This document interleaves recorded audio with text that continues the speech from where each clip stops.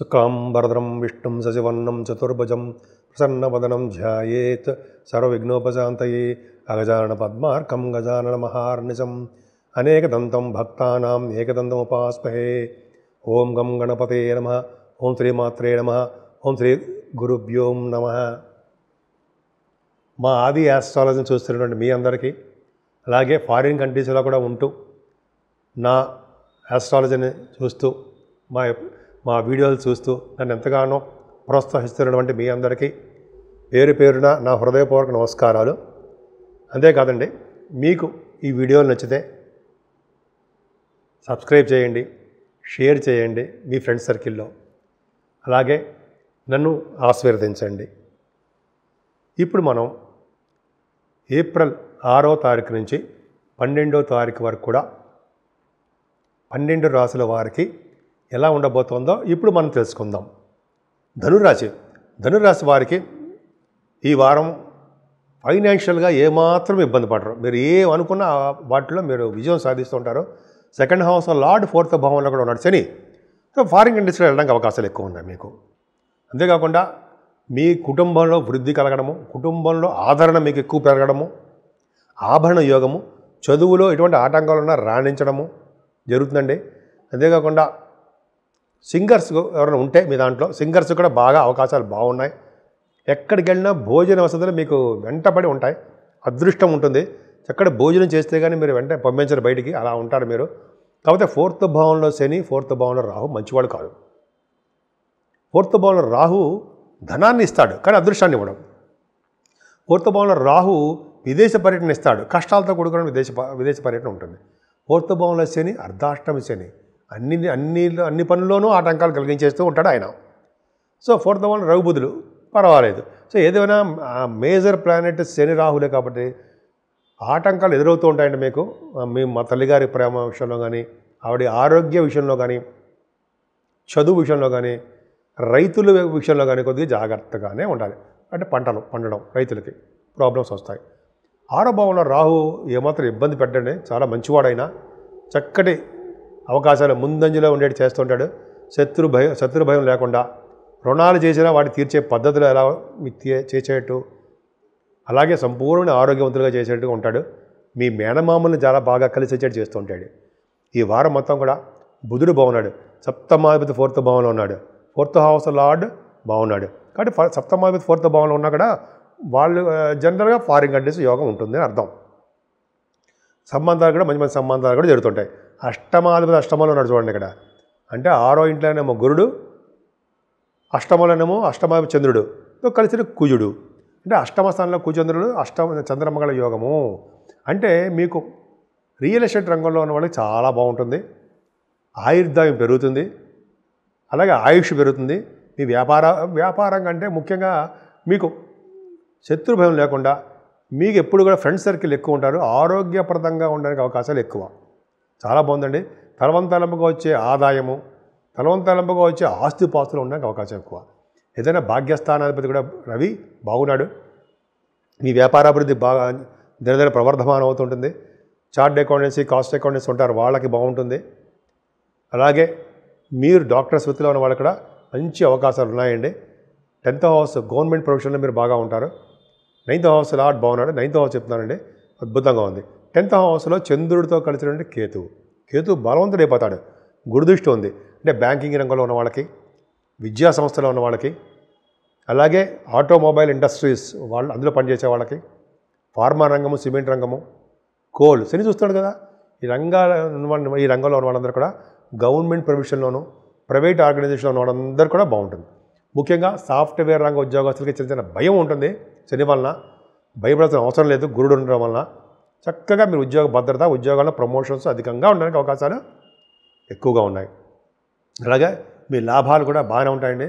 మీకంటే పెద్దవాళ్ళు చాలా బాగుంటారు. అంటే అన్నయ్యలు కానీ అక్కయ్యలు కానీ వాళ్ళకి మంచి కలిసి వచ్చే కాలము అద్భుతంగా ఉంది. సన్మానాలు జరుగుతాయండి. మీకు సన్మానాలు జరగడము, మీకు గుడులకి, గోపురాలకి మంచి వాటికి మాత్రం ధనం ఖర్చు చేస్తూ ఉంటారు మీరు. అద్భుతమైన యోగం ఉంది. సో ఈ విధంగా మీరు పూజించవలసిన దేవుడు 6వ తారీఖున వచ్చినటువంటి శ్రీరామనవమి. శ్రీరామచంద్రుడి యొక్క పాదపద్మములు మనం దర్శించుకోవడం వలన, శ్రీరామచంద్రుడిని దర్శించుకోవడం వలన భద్రాద్రి రాముడు కోదండరాముడిని దర్శనం వలన ఆ రోజు కళ్యాణం చేయించుకోవడం వలన మంచి మంచి ఫలితాలు ఉంటాయండి.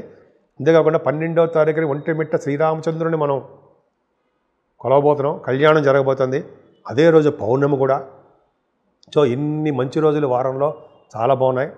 ముఖ్యంగా మీరు శ్రీరామచంద్రుని కొలవండి. ఎటువంటి కష్టాలు వచ్చినా, ఎటువంటి ఆపదలు వచ్చినా ఆ శ్రీరామచంద్రుడు ఒక్కడే మనల్ని కాపాడగలడు. మనకి ఉగాది తర్వాత మొట్టమొదటి వచ్చే పండుగ శ్రీరామనవమి అండి. శ్రీరామచంద్రుడు, భద్రాద్రి రాముడు. నేను ఆ ఏరియాలో కూడా నేను చేశాను. 34 సంవత్సరాలు అక్కడే ఉన్నాను. నేను కొత్తగూడెంలో చేసినప్పుడు భద్రాచలం వెళ్తూ ఉండేవాళ్ళం. సరే, అది పక్కన పెడితే శ్రీరామచంద్రుడు అంటే నాకు బాగా ఇష్టం. ఆయన్ని ఎవరు వచ్చినా శ్రీరామచంద్రుడి దర్శనం చేయించేవాడిని. ఆ పక్కకు పెడితే మనకి ఉగాది ఈ నెల 30వ తారీఖు వస్తుంది. దాని తర్వాత వచ్చే మొట్టమొదటి పండగ 6వ తారీఖుని మనం చేసుకునేది ఆంధ్ర తెలంగాణలలో అన్ని రాష్ట్రాల్లోనూ, ముఖ్యంగా మన ఇండియాలో కూడా చేసుకునేది అద్భుతమైన పండగ శ్రీరామనవమి. ఫస్ట్ పండగ అదే. సో ఆ రోజుని తెల్లవారుజామున లేచి తలంటే స్నానం చేసుకొని శ్రీరామచంద్రుడి యొక్క దర్శనము చేసుకుని ఇంట్లో శ్రీరామచంద్రుడి యొక్క అష్టోత్తరాలు చేసుకుంటూ, అలాగే పానకము వడపప్పు నైవేద్యం పెట్టడం అది ఇంపార్టెంట్ అండి. పానకం వడపప్పు ఎవరైతే నైవేద్యం శ్రీరామచంద్రుడికి పెడతారో వాళ్ళ భార్యాభర్తలు అనురాగం ఆప్యాయత అలా పెనవేసుకుని ఉంటారని మా పెద్దలు నాకు చెప్పారు. సో ఈ విధంగా మనం శ్రీరామచంద్రుడికి ఆ రోజు మనం శుభ్రంగా చక్కగా నీట్గా స్వామివారి యొక్క దర్శనం గుళ్ళకెళ్ళి చేసుకుందాం.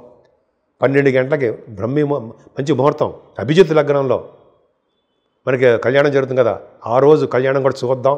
భద్రాద్రి కళ్యాణం. సో మన ఇంట్లో కూడా కళ్యాణం, మన శ్రీరామచంద్రుడిని తెల్లవారుజామున లేచి శ్రీరామచంద్రుడికి పూజ చేసుకోవడము, పిండి వంటల నైవేద్యం పెడతాం. మనం కొబ్బరికాయ కొట్టడం వలన మన దోషాలన్నీ పరిహారం అవుతాయి అంటారు, మన కోరికలు కూడా నెరవేరుతాయి అంటారు. కొబ్బరికాయ కొట్టడము, పానకం వడపప్పు నైవేద్యం పెట్టడము, అంతేకాకుండా శ్రీరామచంద్రుడికి మంచి మంచి అన్నీ అంటే రకరకాలమైన పిండి వంటలు చేసుకుని నైవేద్యం పెట్టడము చేస్తామండి, చెయ్యాలి. అంతేకాకుండా పానకము వడపప్పు అందరికీ పంచిపెట్టడము, చల్లని పానీయాలు కూడా మనం దానం ఇవ్వడము. ఇది ఎండాకాలం కాబట్టి 12 గంటలకి మనకి అద్భుతమైన కళ్యాణం శ్రీరామచంద్రుడు భద్రాద్రి కళ్యాణం. నాకు బాగా ఇష్టం. భద్రాద్రి కళ్యాణం జరుగుతుందంటే ఎటువంటి ప్రాబ్లమ్స్ వచ్చినా మనకి, అంటే కష్టాలు, ఎటువంటి కష్టాలు వచ్చినా, ఎటువంటి అనారోగ్య సమస్యలు వచ్చినా మనల్ని కాపాడే భగవంతుడు ఉన్నాడే ఎవరయ్యా అంటే ఒక్క శ్రీరామచంద్రుడేనండి. అద్భుతం. ఆయన కళ్యాణం చేయించుకుందాం. వీలుంటే భద్రాచలం లేకపోతే మన దగ్గర ఉన్న గుళ్ళలో దర్శనాలు చేసుకుందాం. సో కళ్యాణం రోజుని మన ఆంధ్ర తెలంగాణ గవర్నమెంట్ నుంచి మనం శ్రీరామచంద్రుడికి పట్టు వస్త్రాలు కూడా సమర్పిస్తాం. ఎంత అద్భుతం చూసారా, పట్టు వస్త్రాలు సమర్పించడము, కళ్యాణం మన టీవీల్లో కూడా చూడడం మనకు అదృష్టము. అలా చూడడం వల్ల మనకు ఉన్నటువంటి దోషాలు ఎవరంటే పరిహారం అయిపోతూ ఉంటాయి.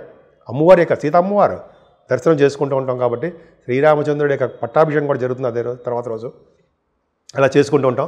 అదే రోజుని మనం మన ఇళ్లలోనే సాయంత్రాలు ఈవినింగ్ టైమ్స్లో కొత్త బట్టలు ధరిస్తాం. ఈవినింగ్ టైం అయినా పొద్దున పూట కూడా కొత్త బట్టలు ధరించడం, మనం చేసుకున్నటువంటి ఈ పిండి వంటలు నలుగురికి పంచిపెట్టడం, ఇలా సుఖ సంతోషాలతో అద్భుతంగా చేసుకుంటామండి. ఈ ఆంధ్ర తెలంగాణలోనూ మరింత విశేషంగా మనం శ్రీరామచంద్రుడిని చాలా బాగా కొలుస్తాం, పండగలు చేసుకుంటాం. అంతేకాకుండా 12వ తారీఖుని ఒంటిమిట్ట శ్రీరామచంద్రుడి యొక్క కళ్యాణం అద్భుతం, మహా అద్భుతం. ఆయన యొక్క కళ్యాణం కూడా చేసుకుంటూ ఉంటాం. అక్కడ చాలా అద్భుతంగా ఉంటుంది. ఆయన కళ్యాణం చేసుకోవడం వల్ల శ్రీరామచంద్రుడు అండి ఎక్కడున్నా రామ రామ రామ అంటే ఎన్ని కష్టాలు వచ్చినా దగ్గరుండి కాపాడుతాడు. ఆయనకంటే ముందర ఆంజనేయ స్వామి వచ్చేస్తాడు మన దగ్గరికి, మనల్ని ఎప్పుడు కాపాడుతూ ఉంటాడు. సో అలాగే చేయడం వలన మనం అద్భుతమైన ఫలితాలు పొందామండి. అంతేకాకుండా 12వ తారీఖున పౌర్ణమి కూడా వస్తుంది. ఎంత అద్భుతం అండి. అంటే 6వ తారీఖున అంటే ఫస్ట్ పండగ శ్రీరామచంద్ర నవమి. సో 6వ తారీఖునేమో భద్రాద్రి రాముడి యొక్క కళ్యాణం, 12వ తారీఖేమో ఒంటిమిట్ట శ్రీరామచంద్రుడి యొక్క కళ్యాణం. అదే రోజు పౌర్ణమి అమ్మవారికి సంబంధించిన పూజలు చేసుకోవడం ఎంత అద్భుతంగా ఉందండి. సో 12 రాసుల వాళ్ళు, నేను చెప్పదగ్గ చిన్న విన్నపం ఏంటంటే 12 రాసుల వాళ్ళు, అన్ని నక్షత్రాల వాళ్ళు కూడా మనం శ్రీరామచంద్రుడిని కొలుద్దాం. శ్రీరామచంద్రుడి యొక్క కృపా కటాక్షాలకి మనం పాత్రలు అవుదాం. ఆయన యొక్క ఆశీస్సులు తీసుకోవడం వలన ఈ సంవత్సరం మొత్తం నెక్స్ట్ ఇయర్ మళ్ళీ శ్రీరామనవమి వచ్చేంత వరకు కూడా ఆయన యొక్క ఆశీస్సులు మనకి తోడుగా ఉండాలని మనం మనస్ఫూర్తిగా కోరుకుని ఆ శ్రీరామచంద్రుడికి కళ్యాణం చేద్దాం. దగ్గరలో ఉన్న వాళ్ళందరికీ మన తృప్తి, మన యొక్క తహాద కొద్దీ అన్నదానం కానీ, వస్త్రదానం కానీ, పానీయం అంటే నీళ్లు, మంచి నీళ్లు, చల్లటి నీళ్లు అలా దానం చేయడం వల్ల మన తర్వాత తరాల వాళ్ళు కూడా మంచి లోకాల్లో ఉంటారని మనం పురాణాల ద్వారా తెలుసుకున్నాం. సో ఈ విధంగా శ్రీరామనవమి మీ అందరికీ శుభాలు చేకూరాలని, ఈ శ్రీరామనవమి నుంచి వచ్చే శ్రీరామనవమి వరకు కూడా శుభాలు చేకూరాలని, ఆ శ్రీరామచంద్రుడి యొక్క కరుణా కటాక్షాలు నిండుగా మీకు ఉండాలని, నిండు 100 ఏళ్ళు మీరు బతకాలని ఉండాలని నేను మనస్ఫూర్తిగా కోరుకుంటున్నాను.